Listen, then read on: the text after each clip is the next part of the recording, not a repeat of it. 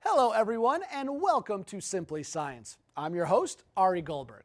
Some questions for you. How do they deal with wild animals at the airport? How can you go from playing video games all day on your couch to coding for NASA?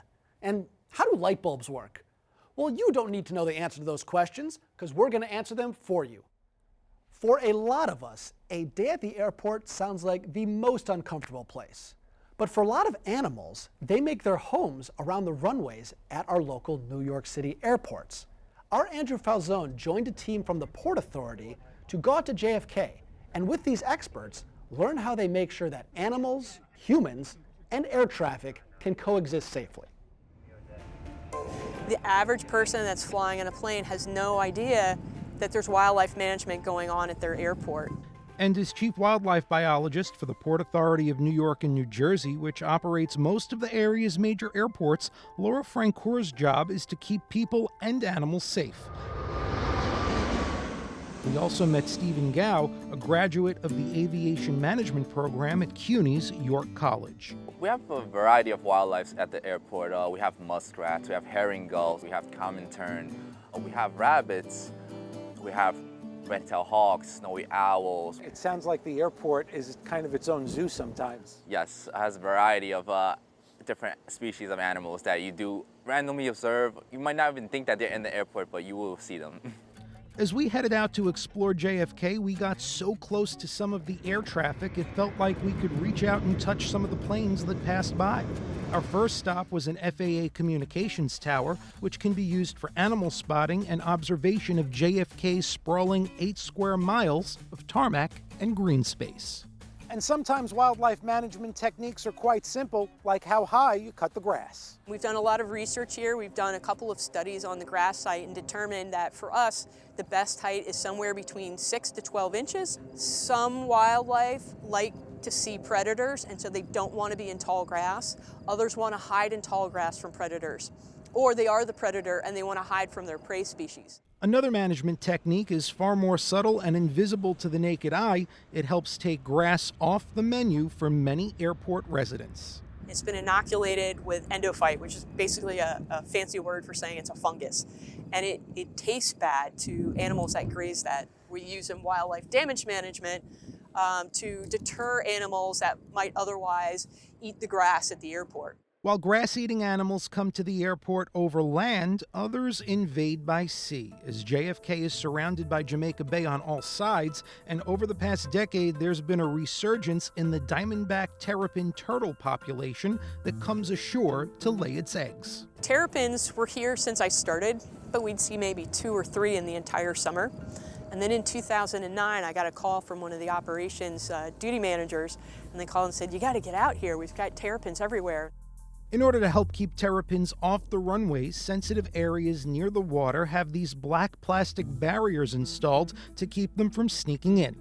But sometimes the turtles find a way through, and the Port Authority wildlife team gently escorts them from the property. We'll release those terrapins again right back into the bay. So they don't go anywhere off the airport. It's just from one spot on the airport to another. Sure, it's literally like a 50 or 100-foot relocation. Yeah, it's our turtle shuttle. In addition to visitors by land and sea, some of the airport's visitors fly in on wings of their own. And while there's no way to entirely eliminate birds from the airport, controlling them helps prevent scenes like this: flames shooting out of an engine mid-flight after a bird was sucked into an aircraft engine, a dangerous situation known as a bird strike. Strikes can occur anywhere, so they can be on the ground, they could be during the climb or the descent, or they could be en route at 30,000 feet. In order to reduce the number of strikes, the wildlife management team spends time patrolling the airport, as the presence of an oncoming vehicle can scare off animals. The team also has some more direct methods at its disposal. Stephen demonstrated some non-lethal techniques for us, like use of a paintball gun, a laser gun, and even pyrotechnics. We use a pyro gun, which shoots a screamer and a banger Screamers are pretty much like loud whistles with a little bang at the end, and then bangers are the ones that just sounds like a loud pop.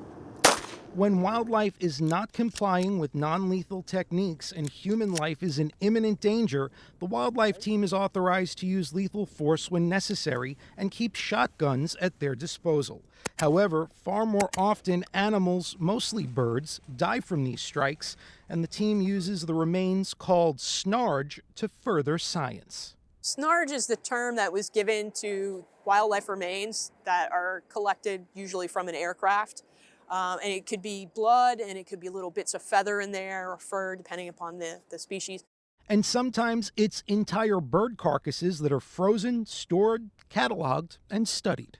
And if we can't identify it, we'll send out some of those remains to the Smithsonian Institution, who has a feather identification lab. And they will identify the species for us and send us back that information. And once it's been properly identified, then we can dispose of the rest of the remains that we have, but until that time, we don't. Research and science are a routine part of the job for the wildlife management team, but sometimes even they are caught by surprise and take a moment to admire the animals that visit the airport. My first time seeing the bald eagle here, that was a great, I'm like, that's a really big bird. And then you see the white head with the yellow talons. So it's just like, wow, we have bald eagles in the airport. I'm Andrew Falzone for Simply Science. Imagine growing up playing video games and then using that expertise to help launch the Artemis 1 spacecraft, all from your home in Queens. Here's Barry Mitchell. 3, 2, 1. Boosters in ignition. And liftoff of Artemis 1. We rise together back to the moon and beyond. When Artemis 1 rocketed to the moon on November 16, 2022 from the Kennedy Space Center in Florida, it was with the help of software developed by a Flushing, New York college student. I'm Omar Kagsi, and I'm a computer science graduate from Queens College. I'm also a software engineer for NASA. During COVID, there was an opportunity for me to do internships remotely, and I gracefully took that opportunity. Basically, what I did was create test flight software for the Artemis 1 and Artemis 2 spaceships. The program that I'm in currently at NASA is called the Pathways program, a Pathways internship as it is called. As a Pathways intern, you'll gain valuable experiences that will help you explore your career interests. And I'm actually a software engineer at Kennedy Space Center, working in the IT department and the software department, but I'm working for Flushing. How old were you when you first picked up a computer mouse or worked on a laptop? I would say probably at the age of 3 or 4. It all started from a game, Age of Empires 2. It was the rave back then. So I used to see my cousins, family play the game. That also is a part of me that did make me want to do computer science. I'm just a huge gamer. I love playing games. 8th grade really opened my eyes to me in terms of career options, specifically a course that I took in 8th grade. It was a Java class. Java is a programming language, and it was offered at my local community center. But when I actually started coding in that class, it really opened my eyes as to what I could be in the future and a career that I could, potentially pursue. Umar's first NASA internship was delicious. My first internship being with the Deep Space Food Challenge, where I created a full stack judging platform for a multi-million-dollar NASA competition. Deep Space Food Challenge. Participants can win prize money for their ideas on how to keep our astronauts fed on future space exploration missions. Competitors created ideas to create food in space with the lowest cost and the best quality. You mean grow food aboard the spacecraft? Yes, that's correct. What's really cool, aside from feeding interplanetary humans, is that these space-based food solutions could have transformative impacts on Earth's food systems. Astronauts? Not this time, but Artemis 1 delivered the Orion spacecraft that orbited the moon, a test run for future Artemis missions that will land humans back on the moon and Mars. Of course, everyone involved requires a top-notch education. I chose Queens College because it really is a great school for computer science. I'm able to focus on many different sciences of computing, computer architecture, algorithms, and many different other specifics that are needed in the industry today. You say you want to use technology to develop meaningful products to benefit the poor and needy of the world. What would be an example of that? Yeah, it's really been influenced by my travels around the world and where my family comes from. My family's from India, and my parents immigrated here back in the 90s. and seeing their homeland. There's a lot of people who are suffering, who are poor, they don't have basic necessities. So that really just opened my eyes and, made me understand that I do have this ability to do software and make software. So I want to, build communities and better those communities that don't have these resources. And Umer has some career advice. Don't be shy. Network. I just want to say to anyone watching, you do really need to reach out to people. Your net worth is your network. Umer Kagzi, a rising star. Barry Mitchell for Simply Science. In 2021, the Biden administration adopted stricter energy efficiency policies for light bulbs. And by 2023, that'll essentially phase out the traditional incandescent light bulb. But why are those bulbs so inefficient? And for that matter, how do light bulbs work in the first place? Well, here's how. It's not something we think about much. Flip a switch and it comes on. But how do light bulbs actually work? Well, there are really 4 kinds of light bulbs for the home: incandescent, halogen, fluorescent, and LED. But first, let's talk about light in the first place. On an atomic level, creating light comes down to exciting electrons with energy. Because when electrons come down from that high energy state, they release that extra energy, sometimes in the form of heat, sometimes in the form of light. So when it comes to harnessing lighting, it's all a question of how we're exciting these electrons. Different bulbs do this differently. Let's start with the old incandescent bulbs. In incandescence, an electric current sends electrons through a thin strip of tungsten metal called a filament. These electrons bounce into the tungsten atoms, vibrating them and exciting their electrons, enough to start releasing light, but also heat. In fact, most of the energy is wasted as heat instead of light, 4,600 degrees or so, which is why they're so inefficient. As far as halogen lamps go, they're really more just an upgraded version of incandescence. In these lights, a small amount of a halogen gas is added to the inert gas already inside incandescent bulbs, which helps protect the filament from breaking down for longer. They burn brighter and hotter, needing a special quartz enclosure to handle the heat. They're somewhat more efficient, but still waste a lot of heat energy. And that brings us to fluorescent lighting. You know, the long tubes in the office, or the curly CFLs, compact fluorescent lights for the home. Fluorescents don't excite electrons of a filament to make light, but instead, electrons of the gas inside the bulb itself, including, typically, a bit of mercury gas. As an electric current of electrons travels from one end of the tube to the other, they run into the mercury atoms, exciting them to release light. But it's mostly ultraviolet light, UV, which humans can't see. So what do we do now? Well, fluorescent tubes are coated with a powder called phosphors. Phosphors are substances that, when hit with light, then release light themselves. As the UV light hits the phosphors, it excites their electrons. And when they now release light, that's a visible light we can now see. This may sound like a lot of steps, but by not wasting that UV light, it's actually far more efficient than incandescent bulbs. But the most efficient bulbs by far are light-emitting diodes, LEDs. How do they excite electrons? In broad strokes, LEDs are simple semiconductors.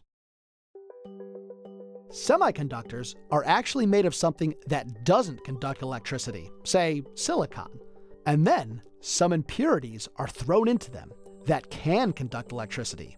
Hence, it's only a semiconductor.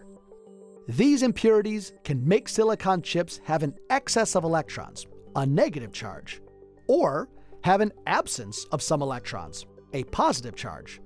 Put positive and negative together and run an electrical current through them, and free negative electrons can move from the negative part to the positive part, dropping into the holes that were absent electrons there.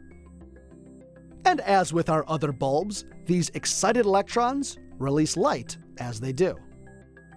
And this process is the most efficient of all, over 75% more efficient than incandescent lights.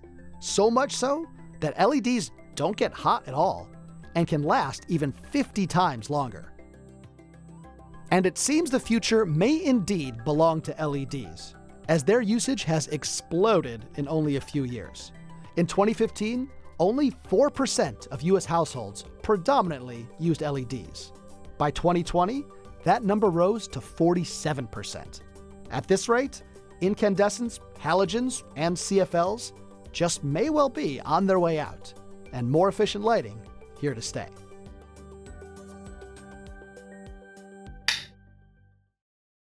For years, suicide has been a growing problem on college campuses.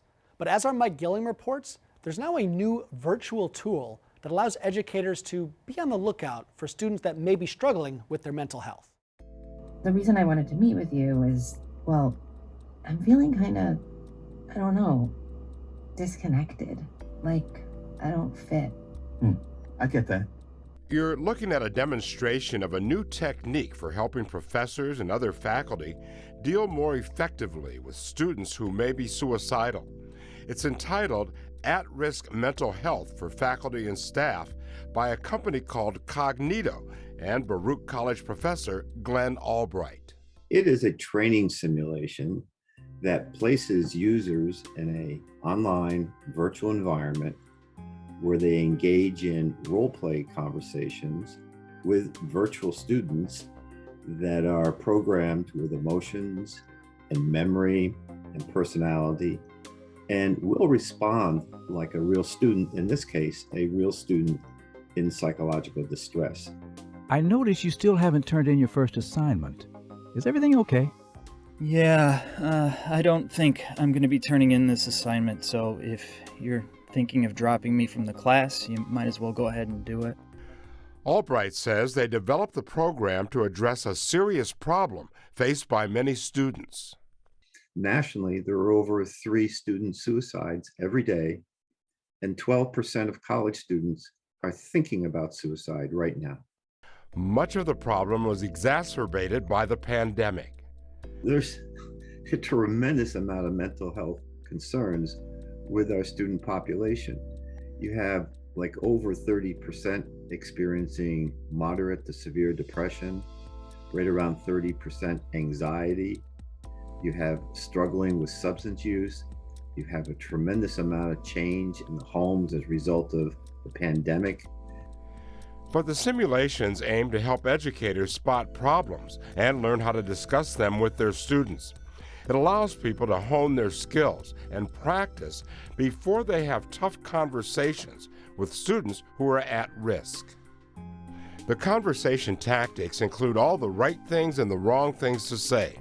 Instead of yes or no questions, they ask open-ended questions to get the student to open up. And people say the neutral-looking characters make it easier for people to talk.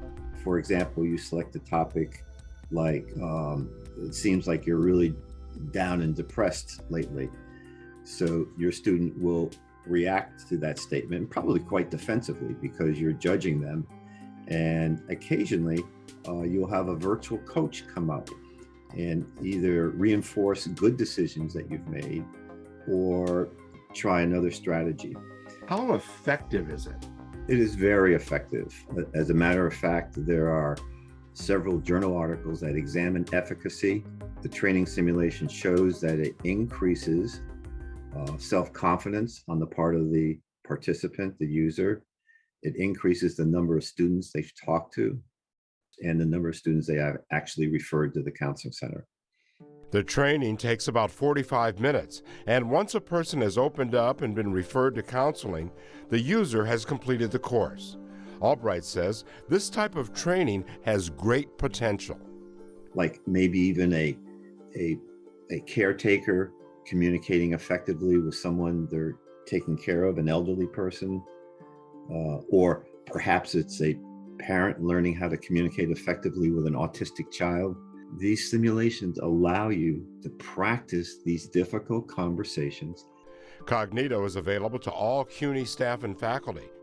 I'm Mike Gilliam for Simply Science. There are a lot of sayings about your stomach. Listen to your gut. Can you stomach it? You are what you eat. But it turns out there actually is a real connection between your gut and your brain. Scott Kirby has that story. Since 2004, scientists have been studying what's called the gut-brain axis, a two-way biochemical signaling that takes place between the GI tract and the central nervous system that can affect cognition, personality, and mood. CUNY PhD Dr. Laura Castleman fills us in. For example, you're doing an interview and you're feeling really nervous, and your stomach starts to hurt a little bit, or you get butterflies in your stomach. So that's your brain and your gut talking to each other in both directions. The primary pathway for this conversation is what scientists have identified as the vagus nerve, where neurons are sent back and forth eliciting chemical responses in the microbiome and the brain. Researchers are now studying what effects these conversations have and if external influences can alter their outcomes. There are a lot of different ways that your gut can affect your brain, but scientists have found that your gut can affect things like how you learn, how you remember things, if you feel anxious or if you feel depressed. Even some scientists have found evidence that your gut can impact your personality. Everybody has a gut microbiome, and everybody has an influence of their gut microbiome on their brain. However, as many people know, humans are so diverse, and there are many different factors that influence how the gut influences people's brain, including age, gender, where a person lives, what ethnicity a person is. There are a lot of different factors. I think one of the most important things about learning about the gut-brain connection is that one of the major influencers is diet. I'm working on large population level studies to see, when people report what they eat, and then people also report how they feel or how they think or how they learn or their memory, is there a relationship? Do they show that they have better memory, or they feel less depressed, or they feel less anxiety? Dr. Castleman says that making your diet more bacteria-friendly with fermented foods and fruits and vegetables has been shown to have a beneficial effect on the emotional and cognitive centers of the brain in most people. What would you say to people who are saying you're telling them to eat their spinach, literally? I think it's really about a balance between eating junk food and eating healthy food. So, for example, if you eat a hamburger and fries with a milkshake one night, maybe the next night, instead of eating something similar, or maybe pizza and ice cream, maybe think about eating a really nice bowl of brown rice with beans and a side of broccoli, or whatever type of fiberful food that you prefer. Because then the gut microbes that you kind of starved the night before with your hamburgers are going to be really happy eating these fiberful foods the next day. So do you think one day we might not need to have prescriptions for things like depression and anxiety? We may just be telling people, if you eat this type of food, it will lessen. I think that would be a wonderful aspirational goal to get to. I don't think we're there yet. But I think that in the right context, absolutely, a doctor could prescribe a diet change leading to eating things that have more fiber, and that may in the end help the person to feel less depressed, and maybe potentially they wouldn't need to use antidepressants anymore. But at this point, I don't think we're there yet. And while there's still a lot more work to be done in the areas of sample size and population cofactors, as well as more testing with human subjects, the results have been encouraging. I think the gut-brain axis is really the next frontier. It's really a fascinating connection just to think that your gut is talking to your brain and your brain is talking to your gut, and things that you eat can influence how you think, how you feel. So whatever you can do to protect your gut health, I'd say let's do it. It's very accessible. We don't need prescriptions to do it. Anybody can go to the store and find apples and broccoli, and hopefully your gut will respond well, and then maybe your brain will respond well. I'm Scott Kirby for Simply Science. Hip-hop duo Nate and Hilla make songs about loving our planet and doing it sustainably. One of their latest videos is a tribute to New York City's composting community. Enjoy the song, and we will see you next time on Simply Science.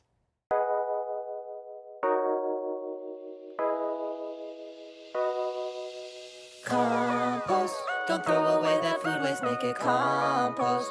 What to do with that apple core? Be compost. Eat it and just put it where it all goes. Back to earth and nutrient-rich compost. Don't throw away that food waste, make it compost. What to do with that apple core? Be compost. Eat it and just put it where it all goes. Compost. What you gonna do with that banana peel? You had a meal and now you have a slimy peel. You have to deal. Put it in the trash bin like other packages, but once it's in the trash and then the landfill, what happens then?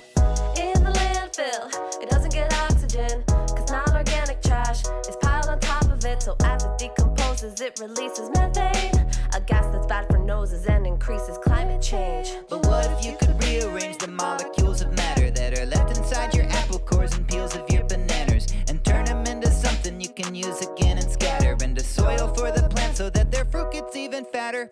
If you mix your rotting food with dried up woods and leaves, it gives worms and microbes a tasty thing to eat. And when they eat it, they digest it, and it all goes back into the soil, and we call that soil compost. Compost. Don't throw away that food waste, make it compost. What to do with that apple core? Be compost. Eat it and just put it where it all goes. Compost. Don't get worried, just get wormy. The pieces that you wouldn't eat, the worms eat in a hurry.